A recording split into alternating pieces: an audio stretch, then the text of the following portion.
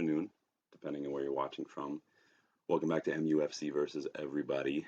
And today I'm going to give my three thoughts on the Chelsea match. Don't forget to hit the like button and subscribe to the channel if you're new before we get started. And don't forget to go follow me on Twitter at MUFC versus everybody. You've heard sometimes people say, time heals all wounds, or maybe, just get a good night's sleep, go sleep on it and you'll feel better. Well, I don't know about you. I don't feel much better. It's not necessarily the result itself, right? It's context. Remember, my favorite phrase, right? Context is key. If this result had occurred, earlier in the season, right, it probably wouldn't frustrate me as much as it does when we're in a very crucial part of the season where every point is vital, basically, if we want any sort of Champions League football, if we want any sort of semblance of salvaging the season, and we just keep dropping points. So today I want to give my three thoughts on the match, starting with thought number one. Not enough blank in the squad. Quality, mentality, composure, football IQ, whatever you want to fill that blank with, there's just not enough of it in the squad. You can get away with, a few players who maybe have one of those qualities. We get like McTominay, who's got the attitude, right? He's got it, no problem. Bruno, who does have, the attitude and maybe the quality. You need a lot of players who have more than just one of those qualities, and it would be great if you had players who had like three of those. If you look at this United squad, how many players have two or three of those qualities? I think you can argue like Kabi Manu, Alejandro Garnacho, they have quality clearly. They have the composure. They're composed, especially Kabi Manu in that midfield. I mean, he made 100 million pound Caicedo look like an idiot. We have, both of them have the attitude. If you look at some of these matches, I mean, it takes a positive attitude, a good competitive attitude to get a brace like Garnacho did. May not have the footballing IQ yet, but that's because they're young. And then you imagine that in a few years' time, what kind of players they're going to be. So that's the example. Like, there's not enough of that in the squad. You can't get away with a squad with players who just have one of those traits. We don't slow things down and play smart when we should. We have too many players who can't play those close quarters, one-touch triangles to keep the ball, especially when we're trying to defend a lead or we're getting pressed. We can't read the game, anticipate, or position ourselves correctly when we need to, and we have players who just don't look like they care sometimes. I'm not going to bash anyone, but I mean, again, how often have we talked about Marcus Rashford's body language on the pitch? How often have we talked about some issues off the pitch with some players? That's an attitude problem. It's a mentality problem. So starting with quality. So Mason Mount came on as a sub and immediately impacted the way we looked, especially in possession, right? He initiated these triangles in those tight areas very well. He engaged and even challenged his teammates in some ways to join him and do that as well, to get involved in that. The fact that we can't play like that, we can't play out from the back without certain players. We lose a player and everything goes out the window. Any tactics, any style of play, any quality on the ball. We lose Martinez and we have no defenders who can play the ball out from the back. We lose a couple left backs, and nobody can really do that job. We lose, midfielders like Manu or midfielders like Mason Mount, and we don't have the ability to just slow things down and keep the ball and play well. The fact that we can't do that when we lose specific players is indicative of that lack of quality within the squad. And it's not just, I know you're listening and you're going to be like, oh, he spent this much. You can't just keep buying. Like, it's not about money spent. It's about what you spend it on. And for so many years, we just haven't spent it on the right players. You give a 40-year-old and a 4-year-old $200 to go to the grocery store. One of them is going to come back with ice cream and candy, and one of them is going to come back with like vegetables and toilet paper and stuff that's actually needed. It's just about how you spend it, not about how much you spend. And that's not on Ten Hag, it's not on Ollie, it's not on Jose Mourinho, it's on our recruitment or lack thereof. Manu looked good on the ball as well, but when you're young and you're the only midfielder at that point in the match who can do what he does, you're on your own, and it's just not enough. You can have one youngster who can do that, especially when you've got Champions League winner playing next to him, Champions League winner behind him, World Cup winners in the squad. Like you can't do that. You've got Champions League finalists in Onana. Like these are the people who are supposed to be leading and taking the game by the scruff of the neck, not an 18-year-old who's got barely more than a dozen first team matches under his belt. Like that's a problem. Composure. Talk about composure. I love Bruno, but his lack of composure is a major issue. I'm not talking about just whinging at the refs or even his teammates at times. I'm talking about in these crucial moments when we need to be smart, when we're defending a one-goal lead like we were against Brentford, like we did last night against Chelsea.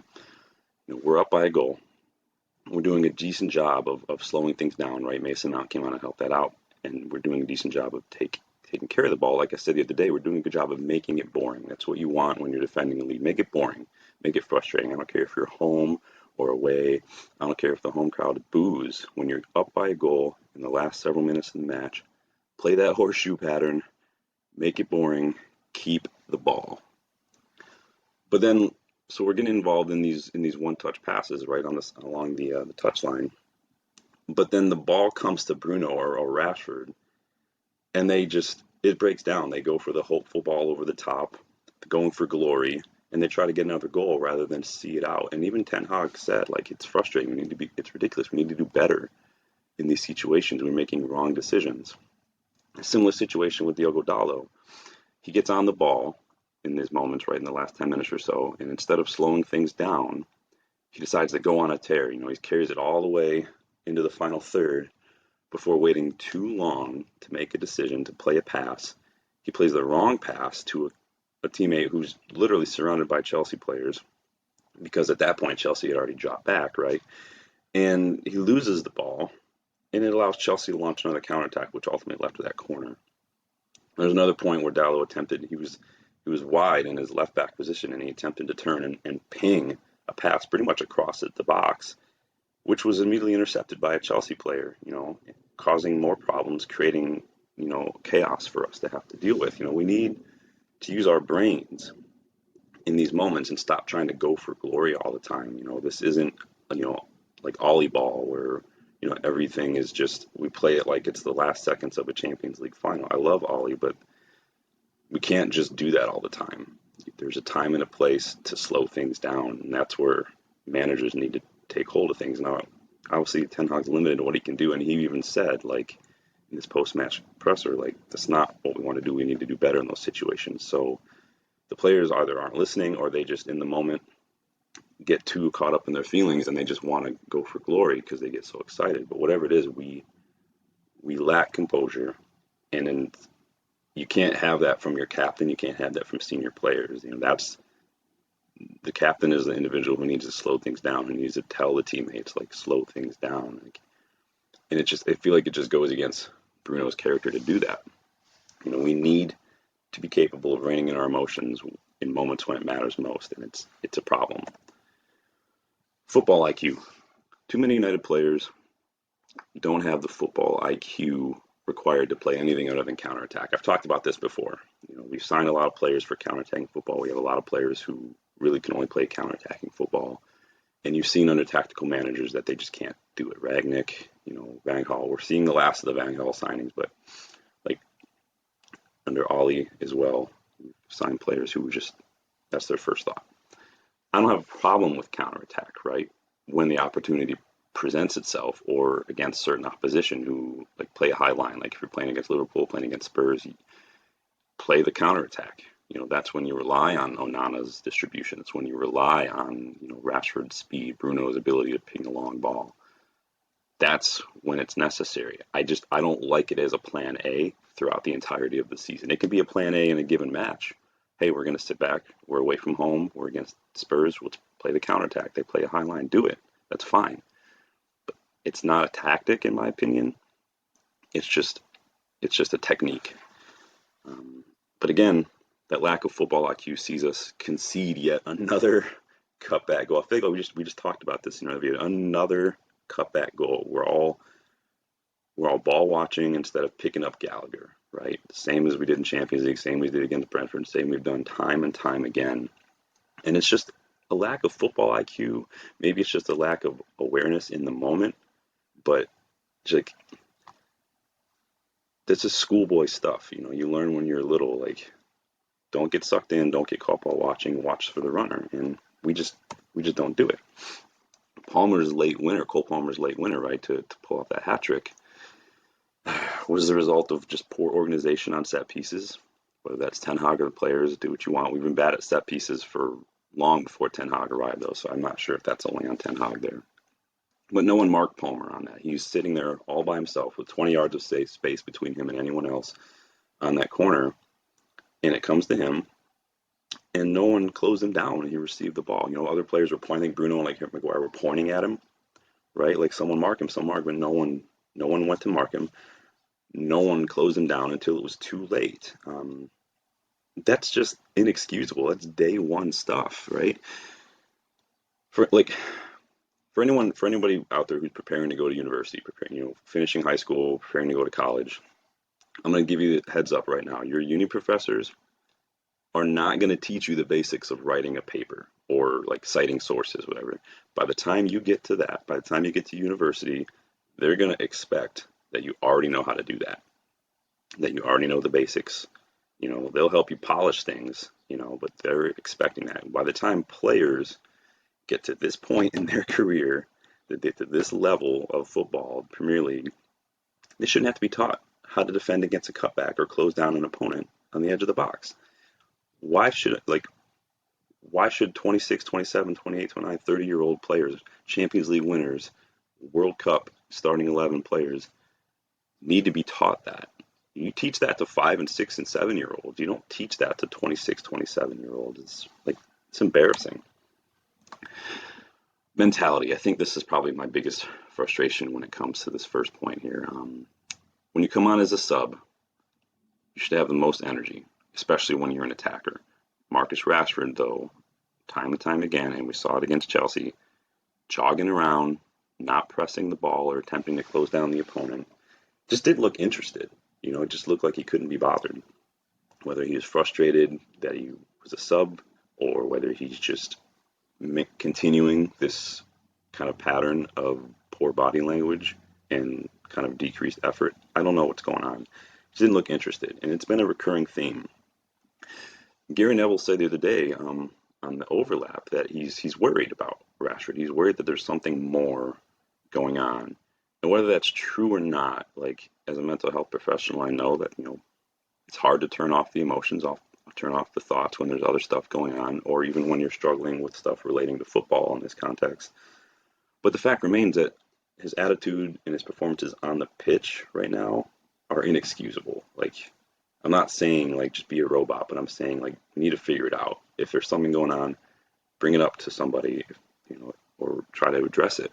But it's affecting his performance, which affects the club, which affects the team, and our points, our trophies, our results. And it's not okay.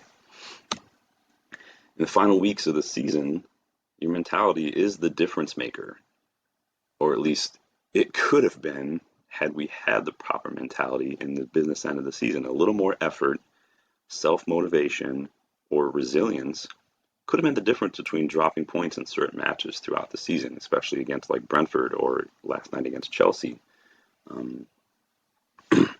We saw it against Liverpool in the FA Cup. We saw great mentality from the players, Garnacho, Ahmad, these guys, they play their hearts out. But we just can't seem to maintain that level, whether that's intentional, whether it's just we get tired or whatever you want to call it. I don't know, but we can't maintain it. And you can't do that at this level. You can't do that at Manchester United. You can't do it in this league. You can't do that when you're trying to win trophies, when you're trying to win leagues. You can't see your levels, your performances, your mentality. You can't see the effort dip like that on a weekly basis. Almost like a minute basis. How often have we said, we're a one half team, we come out in one half and then slow down second half or vice versa. That can't happen. How often do you see that happen with other sides like City or Liverpool or Spurs this season? It's 90 minutes of running for these teams. It's 90 minutes of pressing. It's 90 minutes of top level effort. You don't get that at United right now. Have the players stopped pushing themselves, stopped trying that little bit more now that Champions League maybe looks out of reach? Now that, the gap is too big? I hope not, because it's because of that poor mentality that the gap is that big, that Champions League might be out of reach. They only have themselves to blame if that's the case. Number 2, Ten Hag's tactics need a bit of tweaking. I said the other day we were seriously riding our luck when it came to how many shots we've been conceding. And quite frankly, I think our luck has run out in that regard. Cost us 5 points in our last 2 matches, the amount of shots. Brentford had 84 touches in our box. That's not okay. We're now the league leaders for shots conceded with 255 shots. We've conceded 255 shots. I think that's like 20 or 30 more than the next team below us. That is also more than double any two of Liverpool, City, Arsenal, and Spurs combined. That's the level we want to reach, but this is where we're at. Ten Hag even remarked as well in his post-match comments that the manner in which we're conceding is ridiculous. He says we have the players, we have a good keeper, we're just conceding too many chances to the other team, and he says it's ridiculous. He doesn't understand it. They train, they do whatever, but it still happens.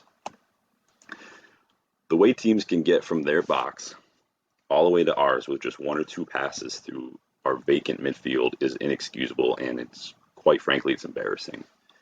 Conceding the late goals is a big problem, and we've now conceded something like 6 stoppage time goals since February. That's 6 goals in stoppage time since February. It's like the reverse Fergie time. It's not a good look. And it's a far cry from where our defense was last season, right? 43 goals conceded, third best in the league. Old Trafford is a fortress. All these things. What happened? Ten Hag needs to figure out these issues with the midfield, because we're just laying down a red carpet for the opposition week in, week out. We're like air traffic controllers out there. We're just like, hey, right here. That's where you want to go. I get that we have injuries, and I've covered that in recent videos, right? But the fact remains is he needs to figure it out. Not because I'm like, I want him sacked if he doesn't. It's that if he doesn't, whether or not he's going to be sacked will be taken out of his hands, because it's at the end of the day, results on the pitch are what matter. If you're a manager at a restaurant and your waitress is rude or the food's not cooked properly, you have nothing to do with it as a manager, but you take the responsibility. That's the role. It's not a I rule the roost. It's about responsibility. And it may not be fair, it may not be justified, it may not be right, but managers do take responsibility for results on the pitch, whether that's down to the players, the owners, injuries, whatever it is. Manage is a verb. Manager is not just a title, it's also a verb. You need to manage your way out of these situations the best you can, even if that means, park the bus, counterattack for these 8 games. We're going to rotate. We're going to focus on the FA Cup. That's what we're going to do. We can't keep trying to walk the ball out of our box when we have so many injured defenders. When you don't have the players for the system you want to play, you can't play the system. It's a big bugaboo of mine when it comes to Ten Hag and playing out from the back. I have a mini heart attack every time we defend a set piece, period, because we're not great at those. But every time we instead of clearing the danger and just regrouping, our players are trying to control the ball at their feet and look for a short pass out wide so they can start building an attack rather than just booting it, clearing the danger from that congested area. I'm in good shape, but I worry about my heart sometimes with the way we defend. For instance, we saw Onana pick out Bruno with that throw to launch a counterattack, which we need to do more of in these situations, especially considering our injuries.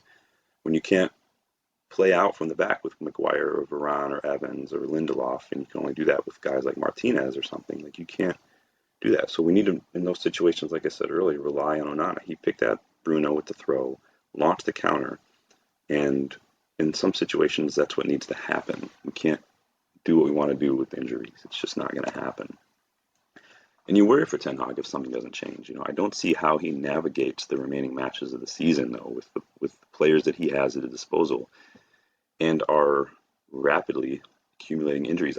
We have the worst luck ever when it comes to injuries this season. It's a bit insane. Varane struggled through the first half, despite being cleared by our medical staff, which I don't know what doctors we're employing. I think it's Dr. Seuss, Dr. Pepper, Dr. Dre. It's insane. Um, but he was subbed off against Brentford as a precaution, and then he was subbed off at halftime against Chelsea for Johnny Evans, who was also carrying a knock. So surprise, surprise, Evans, who was cleared despite carrying an injury, had to be replaced after just 20 minutes by Kambwala. And I don't have anything against Kambwala, but he's a youngster. Pretty much our entire defense is decimated right now. It's anyone's guess as to how we're going to line up in defense for the remainder of the season, but it's going to be a bit iffy, and we play once a week, yes, but right now we've got a bit of a congested schedule.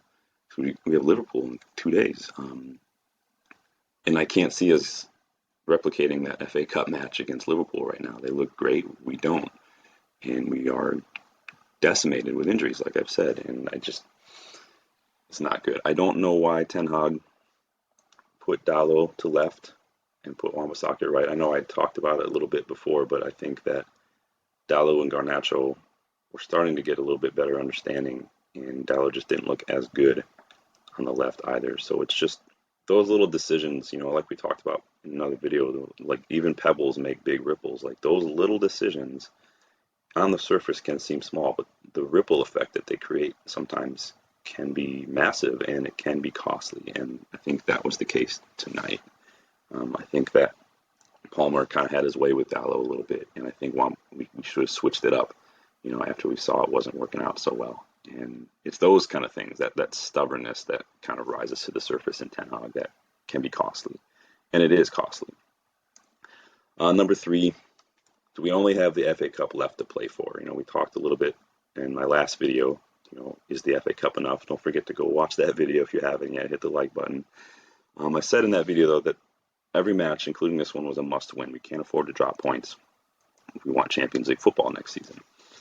Not only does this loss put that goal well out of reach, but the manner in which we've been dropping points lately is a huge blow to morale. You have to think, right? It's just, again, we talked about resilience, and I get it. You want to intrinsically motivate yourself. You want to build resilience in these moments, but it's how do you not let these late winners again, or these late equalizers, these late winners against the opposition, how do you not let that just discourage you? We've seen United's players, though, take their foot off the gas before with previous managers, too, late in the season when top 4 looks out of reach, which tells me that there's way more evidence to suggest it'll happen again. They haven't shown me enough to convince me that they're going to make a change, that they have it in them to do this.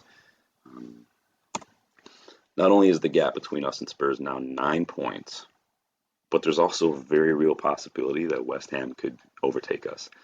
David Moyes' side have been breathing down our necks in recent weeks, and now they're only 3 points behind us. They have a worse goal differential, which I don't understand how that's possible. But it's a very real possibility that we could miss out on Europe altogether next year, especially considering the way we're playing. Recent performances would not suggest that we might have as good a chance against Coventry City in the semifinal as we might have thought, let alone actually winning the FA Cup. So I don't think anyone's holding their breath in terms of the FA Cup, but that is the only thing we really have left to play for, it seems. It's needs must for the remainder of the season. If you're a United fan, you'd be forgiven right now for wishing that we could just end the season now. Can we just end it? Can it be summer window? Can we just be done with this and let's just pick up the pieces and try to put something back together in the summer? I think everyone right now is probably more curious to see what happens with Ten Hag than they are what happens with the remainder of the season. I think a lot of people, players, fans included, have just given up on the season. I think that, it's realistic to think that way. What is there left to play for, right? I think it's just the FA Cup, but I'm not as confident in that right now as I was maybe a couple weeks ago. and I think that I'm not alone in that. Let's talk about honorable mentions because it wasn't all doom and gloom, right? We like to balance it out with a little positive. Anthony, I thought Anthony could look pretty good. Even Ten Hag said, our attackers did well. I thought, as I was watching the maps, that Garnacho and Anthony looked really, really good. Anthony had that brilliant outside of the foot cross to Garnacho, and that was a thing of beauty. Anthony looked like up for it. He was beating his man along the touch line. He was getting the ball to the byline. He was putting in crosses. He wasn't always stopping and cutting back and slowing things down. And I've said in the past, when Anthony actually takes on someone and actually tries to push himself to and challenge himself to get to the byline and do something instead of just stopping, we look better. We've created many, many opportunities, even goals, when he does that, and I would like to see more of that. He's on very thin ice. I think a lot of people have given up on him. I even said, I just don't think he's going to be good enough, but he can be a big help at the end of the season if he can do that. And I hope that he can maintain that. It can be the start of something because he does look good and he was causing problems for Chelsea. Garnacho too. Obviously, when you pick up a brace, it's nothing to sneeze at. He looked good. He looked energetic. But my thing with Garnacho is that he has looked knackered in recent weeks. He's just playing a lot of football. He looked exhausted late in the second half. Hands on hips, breathing heavily, red in the face. I think I would have liked to see him maybe taken off for Ahmad a little earlier, especially, again, like with Mason Mount. We needed people who could take care of the ball. And Ahmad is really good at one touch, give and go, keeping hold of the ball. And I think that was needed in that moment, and less just let more attack. But Garnacho looked good, and obviously 2 goals is a big deal. And Mainu, look at the comparison on the pitch between Mainu and 100+ million pound Caicedo and Enzo Fernandez. I mean, Caicedo got completely done by that pass for our first goal. Just falling on his butt, just trying to figure out what was going on. And this guy, I mean, we've got Mainu, this 18-year-old who's just Megan and not Megan and leaving people lying on the floor and just making things happen. And he always looks bright. He's still young. He's going to be inconsistent, as we've seen sometimes, but he always looks capable of doing something. He always looks like a player 10 years older than he is. And I'm so excited for him. He's been probably the brightest spark of our season. And that's something you have to give Ten Hag credit for. People don't like to give managers credit for the academy players. But you still have to choose to play those academy players. Like, you didn't have to, could have just left him there. You could have sold him, left him in the academy, could have loaned him out. But he saw something in him. Clearly, he was part of the plans in preseason. It's a bummer that he got injured preseason, but clearly he was in the plans. Ten Hag saw something that said he's ready. I think he is more of an 8 than a 6. I think that it's going to be interesting to see how he adapts his game as his body grows and develops, because that's a big part of young players. If you learn, with youth scouting, look at the age, before people have growth spurts and after, because of the way people adapt. It was like Captain America, right? When he gets the serum and he gets bigger, there's that part where he's like, he can't control himself because he's not used to the body. That's the same with these youngsters when they start growing and developing, building muscle and things.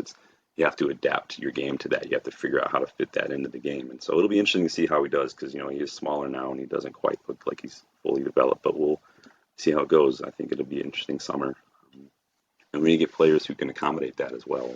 We need to raise the floor of our squad and not keep looking for these icing on the cake ceiling raisers.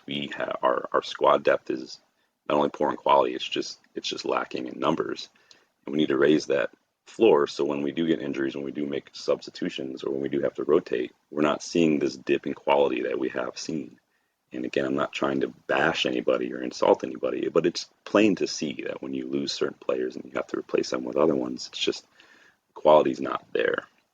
And when you're a manager who is so tactically specific, like Ten Hag, you have to adjust or you have to suffer. And right now, we're just not seeing enough adjustment. So those are my 3 thoughts on the match. I'd love to hear yours. Do you agree? Do you disagree? Did you have anything else you wanted to add Don't forget to like the video. Don't forget to subscribe to the channel. Leave a comment. I love hearing from people. And don't forget to go follow me on Twitter, MUFC versus everybody. Thanks again. See you guys next time.